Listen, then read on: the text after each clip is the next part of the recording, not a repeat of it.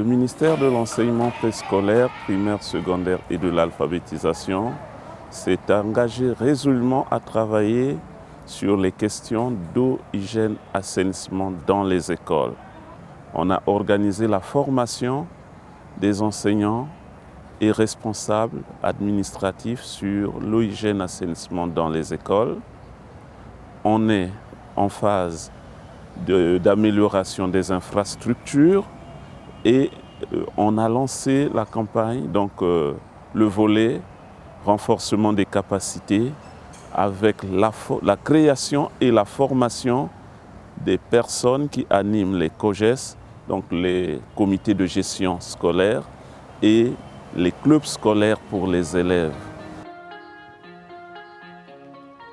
Je suis sûr que ça va changer la vie des enfants parce que le corps enseignant et nous les parents, on a mis en place des comités qui vont suivre ces enfants-là.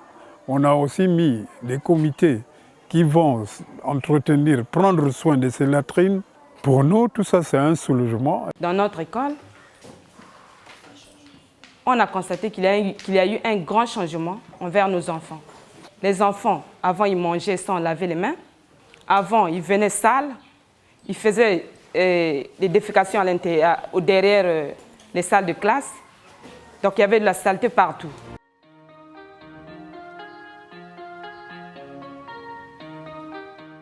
Grâce aux enseignements que nous avons appris aux enfants, comment laver les mains, ils appliquent maintenant les règles d'hygiène correctement. Et nous constatons que tout a changé. Et nous sommes vraiment très contents de ça.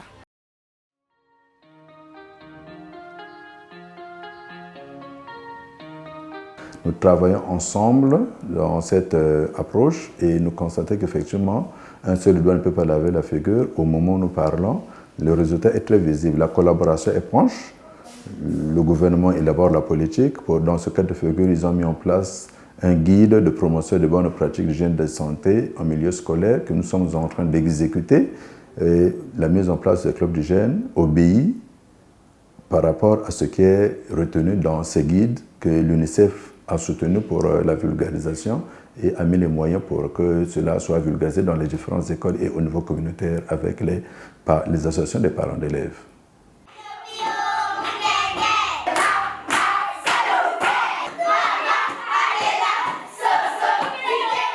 Les différentes activités que nous menons, c'est jouer aux billes, parler de la latrine scolaire, parler du lavement des mains, jouer au nzango, parler des kits de l'hygiène menstruelle.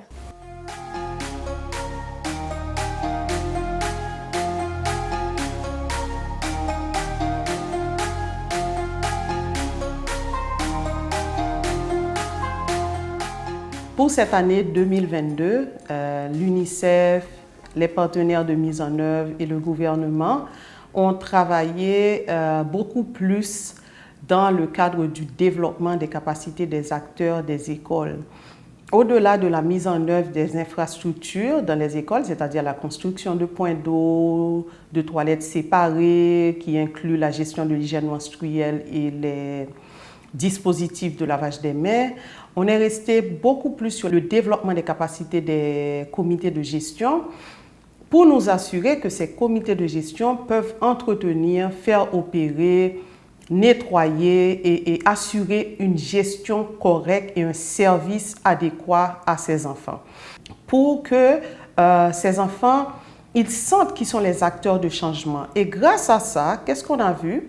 Depuis qu'on a les COGES, les services dans les écoles sont adéquats. 81% des COGES mettent en œuvre leur plan d'action qui inclut des activités d'eau, d'assainissement et d'hygiène.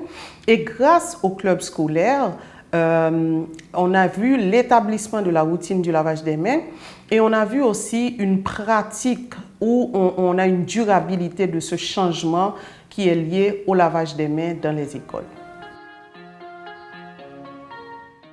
Dans les écoles où on a implémenté le WASH, là où on a formé les COGES et les clubs scolaires, les infrastructures sont restées en bon état.